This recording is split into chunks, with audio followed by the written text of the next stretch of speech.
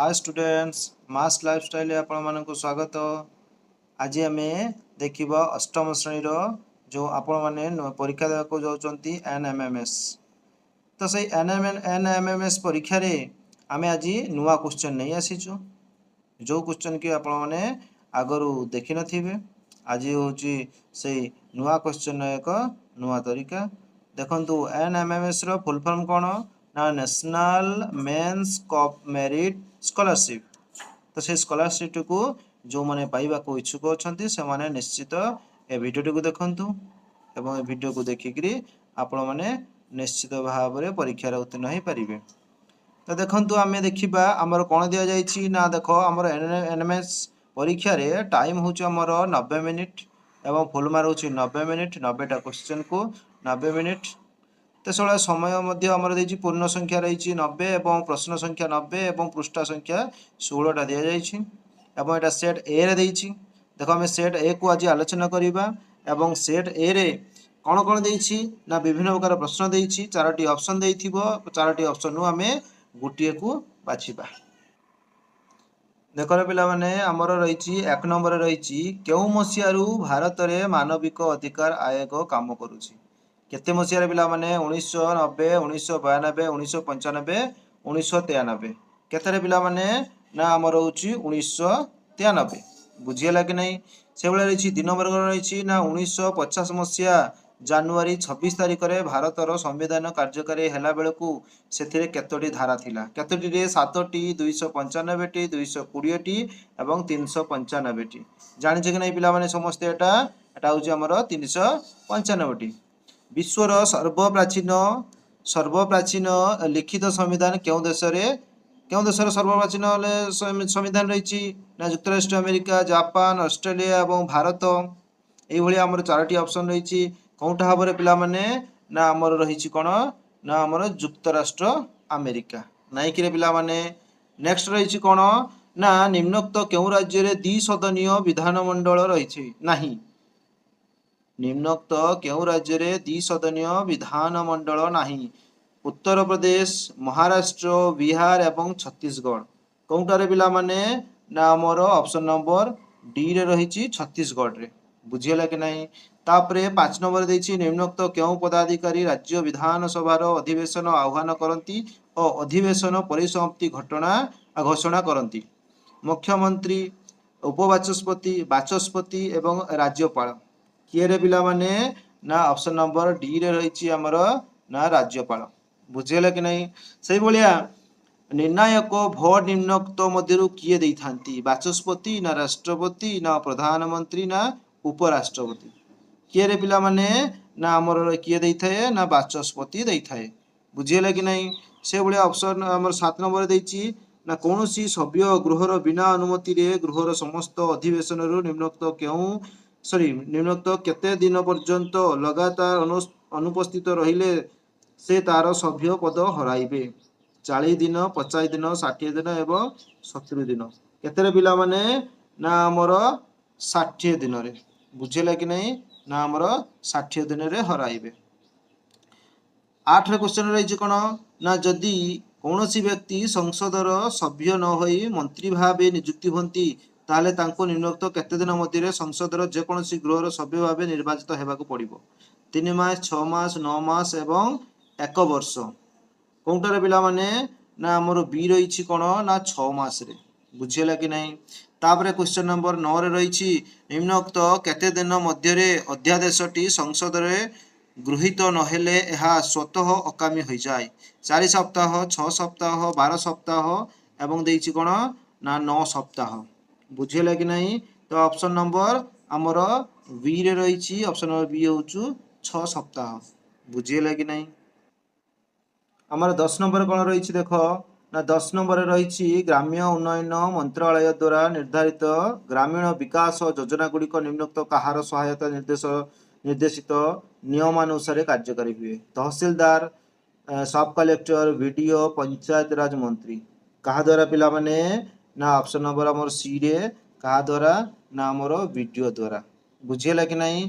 तापर कौन रही 11 नंबर फोर्ट सेंट जॉर्ज नामक वाणिज्य केन्द्र इंग्रेज मान निम्नोक्त क्यों स्थान में निर्माण करते ମାନ୍ଦ୍ରାଜ, ବମ୍ବେ, କଲକାତା, ସୁରତ। କୋଉଠିରେ ପିଲାମାନେ ନା ଆମର ମାନ୍ଦ୍ରାଜରେ ପ୍ରଥମେ କରିଥିଲେ। ବୁଝିଲେ କି ନାହିଁ? ତାପରେ ରହିଛି କ'ଣ ନା ନିମ୍ନୋକ୍ତ କେବେ ଶାଡ଼ୱା ଯୁଦ୍ଧ ହୋଇଥିଲା? ଶାଡ଼ୱା ଯୁଦ୍ଧ କେବେ ହେଇଥିଲା ରେ ପିଲାମାନେ? 1864, 1868, 1866, 1870। କେତେ ମସିହାରେ ପିଲାମାନେ ନା ଆମର 1866 ମସିହାରେ ହେଇଥିଲା ଶାଡ଼ୱା ଯୁଦ୍ଧ। ବୁଝିଲା କି ନାହିଁ? ତାପରେ ରହିଛି କେନ୍ଦୁଝର ଆଦିବାସୀ ଭୂୟାଁ ସମ୍ପ୍ରଦାୟ ନିମ୍ନୋକ୍ତ କାହାକୁ କେନ୍ଦୁଝର ରାଜଗାଦିରେ ବସିବା ପାଇଁ ସମର୍ଥନ କରୁନଥିଲେ? ବୃନ୍ଦାବନ ଭଞ୍ଜ, ତାପରେ ଯେ ବିଷ୍ଣୁପ୍ରିୟା, ତାପରେ ଧନଞ୍ଜୟ ଭଞ୍ଜ ଏବଂ ରତ୍ନାକର ନାୟକ। କାହାକୁରେ ପିଲାମାନେ ନା ଆମର ଧନଞ୍ଜୟ ଭଞ୍ଜକୁ କରୁନଥିଲେ। ତ୍ରୟୋଦଶ ଶତାବ୍ଦୀର ଇଟାଲୀର କେଉଁ ସାହସୀ ଯୁବକ ଏସିଆ ଭ୍ରମଣ କରିଥିଲେ? ମାର୍କୋପାଲୋ, କଲମ୍ବସ୍, ବାର୍ଥରୋମିଓ ଡାଏସ୍ ଏବଂ ଭାସ୍କୋ ଡା ଗାମା। ୟା ମଧ୍ୟରୁ କିଏ ହେବ ପିଲାମାନେ? ନା ଆମର ମାର୍କୋପାଲୋ ହେବେ। ସେଭଳି ରହିଛି ଆଲତାଫ ହୁସେନ ନିମ୍ନୋକ୍ତ ମଧ୍ୟରୁ କେଉଁ କାର୍ଯ୍ୟ କରୁଥିଲେ? ଆଲତାଫ ହୁସେନ କ'ଣ କରୁଥିଲେ? ଚିତ୍ରକାର ଥିଲେ, ନା ସାମ୍ବାଦିକ ଥିଲେ, ନା ଜମିଦାର ଥିଲେ, ନା ଲେଖକ ଥିଲେ? କିଏରେ ପିଲାମାନେ?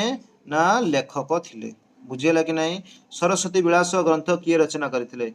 ପ୍ରତାପ ରୁଦ୍ର ଦେବ, ରାୟ ରାମାନନ୍ଦ, ଜୀବଦେବ ଆଚାର୍ଯ୍ୟ, ବଳରାମ ଦାସ। ଏମାନଙ୍କ ଭିତରୁ କିଏ? ନା ହେଉଛି ପ୍ରତାପ ରୁଦ୍ରଦେବ। ସେଭଳିଆ ପ୍ରାଚ୍ୟ ଓ ପାଶ୍ଚାତ୍ୟ ଦର୍ଶନର ସମନ୍ୱିତ ଅଧ୍ୟୟନ ବିନା ପ୍ରକୃତ ଜ୍ଞାନ ସମ୍ଭବ ନୁହେଁ। ଏହା କିଏ କହିଥିଲେ? ସ୍ୱାମୀ ଦୟାନନ୍ଦ ସରସ୍ୱତୀ, ରାଜା ରାମମୋହନ ରାୟ, ମହାଦେବ ଗୋବିନ୍ଦ ରାଣାଡେ ଏବଂ ଭୀମ ଭୋଇ। ୟା ଭିତରୁ କିଏରେ ପିଲାମାନେ? ନା ଅପସନ୍ ନମ୍ବର ବି ରେ ରାଜା ରାମମୋହନ ରାୟ କରିଥିଲେ। 18 ରହିଛି କ'ଣ? ନିମ୍ନୋକ୍ତ ମଧ୍ୟରୁ ହୁମାୟୁନ କାହାକୁ ପରାସ୍ତ କରିଥିଲେ? ହୁମାୟୁନ କାହାକୁ ପରାସ୍ତ କରିଥିଲେ? ଶେର ଶାହ, ନା ଅହମ୍ମଦ ଶାହ, ନା କମରାନ, ନା ହେଉଛୁ ବାହାଦୁର ଶାହ। କାହାକୁରେ ପିଲାମାନେ? ନା ଆମର ଏଇ ବାହାଦୁର ଶାହଙ୍କୁ ପରାସ୍ତ କରିଥିଲେ। ଆମର କ୍ୱେଶ୍ଚନ ନମ୍ବର 19 ରହିଛି ନିମ୍ନଲିଖିତ ମଧ୍ୟରୁ କିଏ ତାମିଲ ଭାଷାରେ ରାମାୟଣ ରଚନା କରିଥିଲେ? ନାନାୟ, କାମ୍ବାନ, ନିମ୍ବାର୍କ ଏବଂ ତୁକାରାମ। କିଏରେ ପିଲାମାନେ? ନା ୟା ଭିତରୁ ହେଉଛି କାମ୍ବାନ ହେଉଛି ଆମର କରିଥିଲେ ରାମାୟଣ ରଚନା ତାମିଲ ଭାଷାରେ। କେଉଁ ମୋଗଲ ଶାସକ ହିନ୍ଦୁମାନଙ୍କ ଉପରେ ଜିଜିୟା କର ତୀର୍ଥକର ବସାଇଥିଲେ? କିଏ? ନାଦିର ଶାହ, ବାବର, ଶାହାଜାହାନ ଏବଂ ଔରଙ୍ଗଜେବ। କିଏରେ ପିଲାମାନେ? ନା ୟା ଭିତରୁ ଆମର ଔରଙ୍ଗଜେବ ବସାଇଥିଲେ ଆମର ଜିଜିୟା କର। ତାପରେ ହେଉଛି ହିଟରରେ କେଉଁ ତାର ବ୍ୟବହୃତ ହୁଏ? ନିକ୍ରୋମ, ଆଲୁମିନିୟମ, ତମ୍ବା ଏବଂ ଲୁହା। ତମେ ଜାଣିଛ ପିଲାମାନେ ଯେଉଁମାନଙ୍କର ହିଟର ଥିବ ସେଥିରେ କ'ଣ ହୁଏ? ନା ନିକ୍ରୋମ ତାର ଆମର ବ୍ୟବହାର ହୁଏ। ନିମ୍ନୋକ୍ତ କାହା ଦ୍ୱାରା ଗତିଶୀଳ ଯାନର ବେଗ କମାଯାଏ? ଓଡୋମିଟର, ଷ୍ଟପୱାଚ ଏବଂ ସ୍ପିଡୋମିଟର ଏବଂ ଡିଜିଟାଲ ଘଡ଼ି। କାହା ଦ୍ୱାରା ପିଲାମାନେ? ନା ହେଉଛୁ ଆମର ସ୍ପିଡୋମିଟର ଦ୍ୱାରା। ବୁଝିଲେ କି ନାହିଁ? ଆମର ସ୍ପିଡୋମିଟର ଦ୍ୱାରା କରାଯାଏ। ବେଗର ମୌଳିକ ଏକକଟି କେତେ? Kilometre Bai minute, kilometre Bai ଘଣ୍ଟା, ବା ମିଟର ବାଇ ମିନିଟ, ବା ମିଟର ବାଇ ସେକେଣ୍ଡ। କୋଉଟାରେ ପିଲାମାନେ? ନା ଅପସନ୍ ନମ୍ବର ଡି ରେ ହେବ ଆମର ମିନିଟ ବାଇ ସେକେଣ୍ଡ ବା ମିଟର ବାଇ ସେକେଣ୍ଡ। ସମପ୍ରକାର ଚାର୍ଜ ପରସ୍ପରକୁ କ'ଣ କରନ୍ତି? ଆକର୍ଷଣ କରନ୍ତି, ନା ଉଭୟ, ନା ବିକର୍ଷଣ, ନା କେଉଁଠି ନୁହେଁ? କେଉଁଠି ନୁହେଁ ପିଲାମାନେ? ନା ଅପସନ୍ ନମ୍ବର ଆମର ସି ରେ ହେବ ବିକର୍ଷଣ କରନ୍ତି। ତାପରେ କ'ଣ ରହିଛି ଆମର ପିଲାମାନେ? ନା ଦଣ୍ଡ ଆକାର ବିଶିଷ୍ଟ କଠିନ ପଦାର୍ଥ ଉପରେ ଚାପ ପ୍ରୟୋଗ କଲେ କ'ଣ ହୁଏ? ନା ତାହାର ଦୈର୍ଘ୍ୟ ବୃଦ୍ଧି ପାଏ, ନା ତାହାର ଦୈର୍ଘ୍ୟ ହ୍ରାସ ପାଏ, ନା ଦୈର୍ଘ୍ୟ ବୃଦ୍ଧି ପାଏ ଓ ପରେ କମିଯାଏ, ନା ଦୈର୍ଘ୍ୟ ହ୍ରାସ ପାଏ ଓ ପରେ ବୃଦ୍ଧି ପାଏ। କୋଉଟା ଭାବରେ ପିଲାମାନେ? ନା ଆମର ଆସିବ ନା ଅପସନ୍ ନମ୍ବର ଏ ରେ ତାର ଦୈର୍ଘ୍ୟ ବୃଦ୍ଧି ପାଏ। ବୁଝିହେଲା କି ନାହିଁ? ବାୟୁର ଆର୍ଦ୍ରତା ମାପକ ଯନ୍ତ୍ରର ନାମ କ'ଣ? ବାରୋମିଟର, ନା ହାଇଗ୍ରୋମିଟର, ନା ଥର୍ମୋମିଟର, ନା ରେନ୍ ଗଜ୍। ଏହାଟା ଜାଣିଛ କି ନାହିଁ ପିଲାମାନେ? ଏଟା ଜାଣିଥିବ ନିଶ୍ଚିତ ଆମର ହାଇଗ୍ରୋମିଟର ଦ୍ୱାରା ମାପାଯାଏ। ବୁଝିହେଲା କି ନାହିଁ? ନେକ୍ସଟ ରହିଛି କ'ଣ? ନା ପ୍ରିଜିମ୍ ମଧ୍ୟରୁ ନିର୍ଗର ରଶ୍ମିକୁ ଗୋଟିଏ ଧଳା ପରଦାରେ ପକାଇଲେ କେତୋଟି ବର୍ଣ୍ଣର ଆଲୋକ ଦେଖାଯିବ? 1, 2, 7, 6। କେତେ ଦେଖାଯିବ ପିଲାମାନେ? ନା ଆମର 7ଟି ଦେଖାଯିବ। ବୁଝିହେଲା କି ନାହିଁ ପିଲାମାନେ?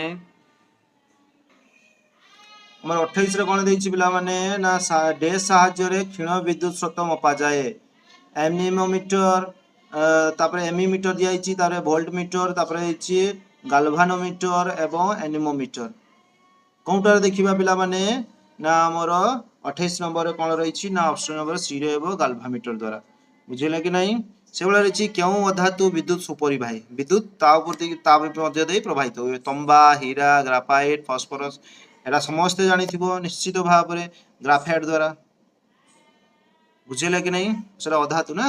ମାନବ କର୍ଣ୍ଣ କେତେ ହର୍ଷରୁ କମ ଆବୃତ୍ତି ବିଶିଷ୍ଟ ଧ୍ୱନି ଶୁଣିପାରେ ନାହିଁ? 10, 15, 20 ଏବଂ 25 ଦେଇଛି। କୋଉଟାକରେ ପିଲାମାନେ ନା ଅପସନ ନମ୍ବର ସି ରେ ଆସିବ 20 ହର୍ଜରୁ ଅଧିକା ଶୁଣିପାରିବ ନାହିଁ। କେଉଁଠି ଏକ ଅସ୍ପର୍ଶ ବଳ, ଠେଲା ବଳ, ଟଣା ବଳ, ଘର୍ଷଣ ବଳ ଏବଂ ଚୁମ୍ବକୀୟ ବଳ? କୋଉଠିରେ ପିଲାମାନେ ନା ଆମର ଆସିବ ଚୁମ୍ବକୀୟ ବଳ ହେଉଛି ଅସ୍ପର୍ଶ ବଳ। ଏସ୍ଆଇ ପଦ୍ଧତିରେ ବଳର ଏକକ କଣ? ନା ଜୁଲ, ନା ଅର୍କ, ନା ନ୍ୟୁଟନ, ନା ଡାଇନ୍? କୋଉଟା ହେବରେ ପିଲାମାନେ ନା ଆମର ଆସିବ ନ୍ୟୁଟନ। ଅମର ପଇର ଡେସ୍ ରୁ ଗଛ ହୁଏ? କାଣ୍ଡରୁ, ନା ମୂଳରୁ, ନା ପତ୍ରରୁ, ନା କେଉଁଠି ନୁହେଁ? ତମାନେ ନିଶ୍ଚିତ ଜାଣିଥିବ ପିଲାମାନେ ଯାଙ୍କ ଘରେ ଥିବ ପତ୍ରରୁ ହୁଏ ଅମର ପଇ। କୋଷରେ ଖାଦ୍ୟର ବିଘଟନ ଘଟି ଶକ୍ତିଜାତ ପ୍ରକ୍ରିୟାକୁ କଣ କୁହାଯାଏ? ପୋଷଣ, ନା ଶ୍ୱସନ, ନା ପଚନ, ନା ବିଘଟନ? କୋଉଟାରେ ପିଲାମାନେ ନିଶ୍ଚିତ ଜାଣିଥିବ ପିଲାମାନେ ଆମର ଶ୍ୱସନରୁ ହୁଏ। ପତ୍ରର ନିଜର ପୃଷ୍ଠରେ ଥିବା ଯେଉଁ ଛୋଟ ରନ୍ଧ୍ର ଦେଇ ବାୟୁମଣ୍ଡଳକୁ ଅଙ୍ଗାରକାମ୍ଳ ସଂଗ୍ରହ କରେ? 35 ନମ୍ବର କଣ ରହିଛି ନା ପତ୍ରର ନିଜର ପୃଷ୍ଠରେ ଥିବା ଯେଉଁ ଛୋଟ ରନ୍ଧ୍ର ଦେଇ ବାୟୁମଣ୍ଡଳରୁ ଅଙ୍ଗାରକାମ୍ଳ ସଂଗ୍ରହ କରେ ତାକୁ କଣ କୁହାଯାଏ? ସ୍ତମ୍ଭ କୁହାଯାଏ, ନା ତ୍ୱଚା କୁହାଯାଏ, ନା ଜାଇଲମ୍ କୁହାଯାଏ, ନା ଫ୍ଲୋଏମ୍ କୁହାଯାଏ?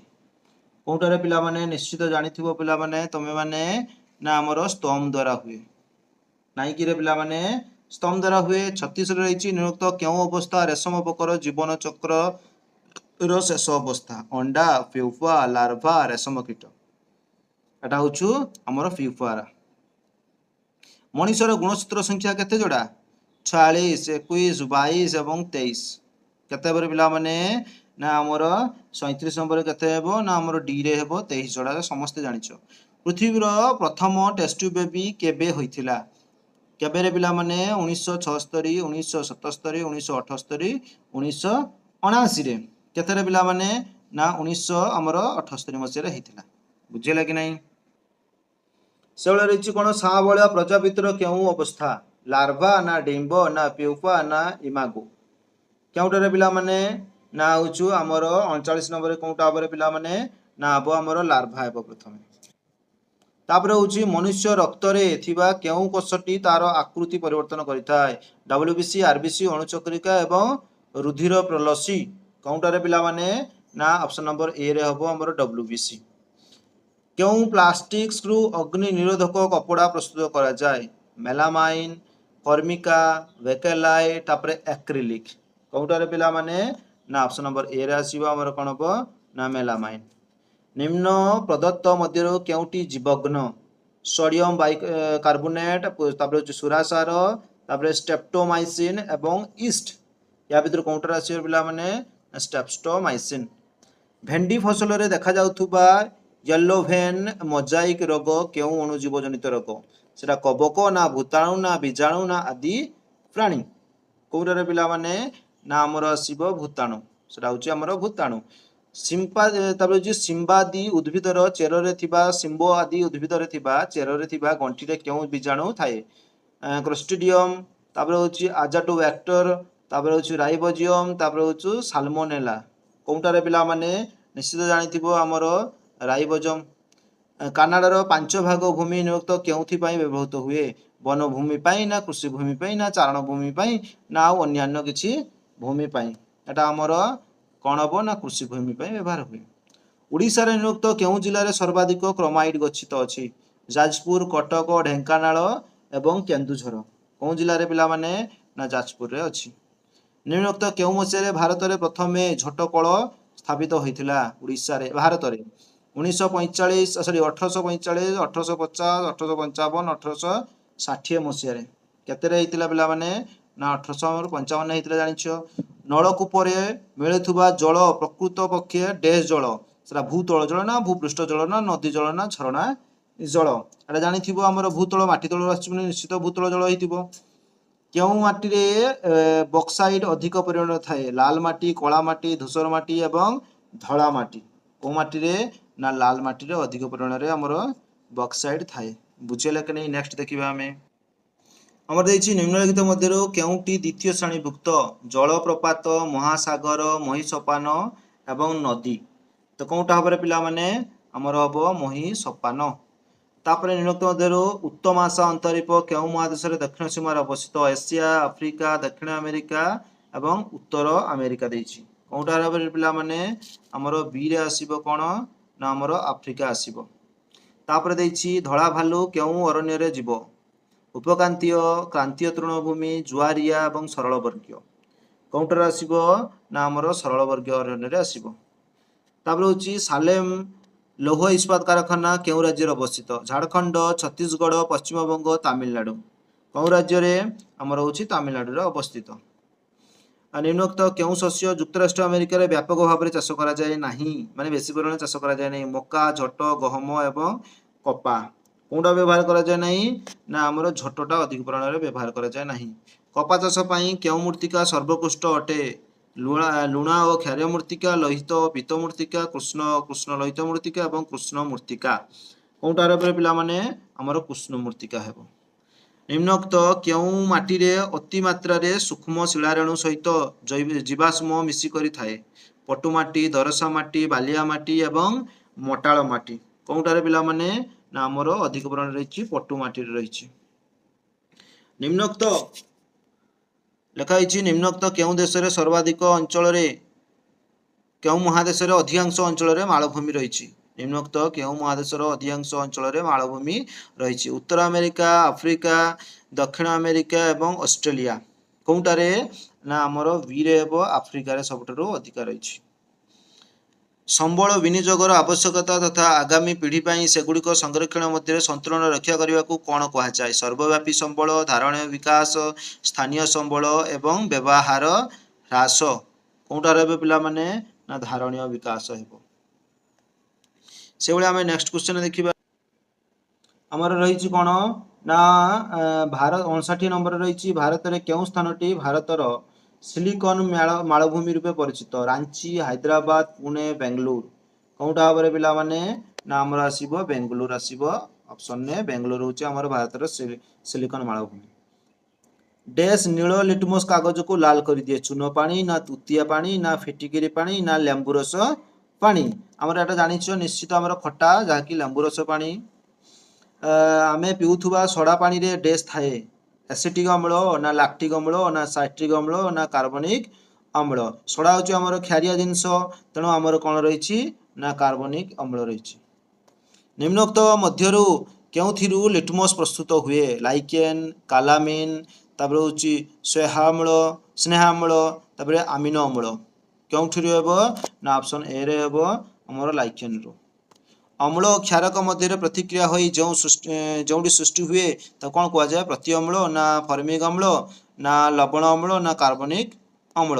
ତାକୁ କ'ଣ କୁହାଯାଏ ପିଲାମାନେ? ନା ତାକୁ କୁହାଯାଏ ଆମର ଲବଣ। ସେଇଭଳିଆ କ'ଣ ରହିଛି? ନିମ୍ନୋକ୍ତ ମଧ୍ୟରୁ ଅଙ୍ଗାରକାମ୍ଳ ଗ୍ୟାସ୍ ସ୍ୱଚ୍ଛ ଚୂନ ପାଣିରେ ମିଶି କ'ଣ ସୃଷ୍ଟି କରେ?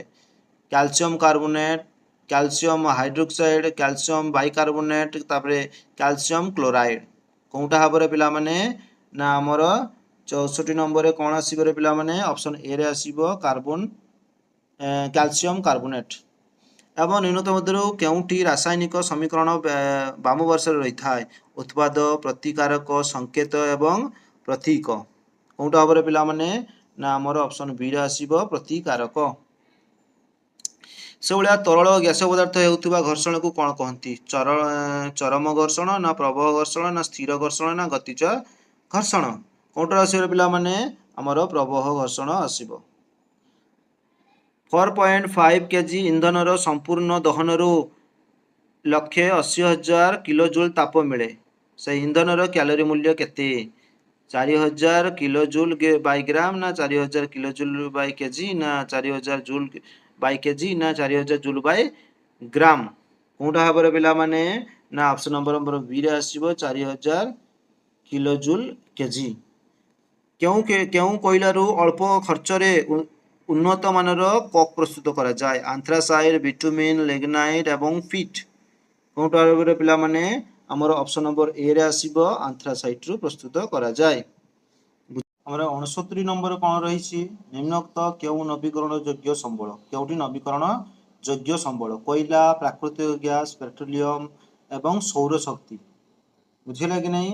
ତ ଏଗୁଡ଼ାକ ଭିତରୁ କୋଉଠି ହେବେ ଯୋଉଟା ଆମେ ବାର ବାର ବ୍ୟବହାର କରିପାରିବା, ସରିବ ନାହିଁ, ତାକୁ ଅସରନ୍ତି କୁହାଯାଏ ବା କ'ଣ କୁହାଯାଏ ନବୀକରଣ ଯୋଗ୍ୟ ସମ୍ବଳ।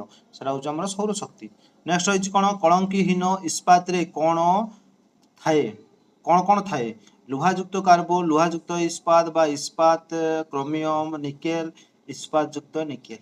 ଏଇଭଳିଆ କ'ଣ ରହିଥାଏ ସେଥିରେ ଆମର ନା ଅପସନ ନମ୍ବର C ରେ ରହିଛି ଆମର ଇସ୍ପାତ ଥାଏ ଏବଂ କ୍ରୋମିୟମ ଥାଏ ଏବଂ ନିକେଲ ଥାଏ।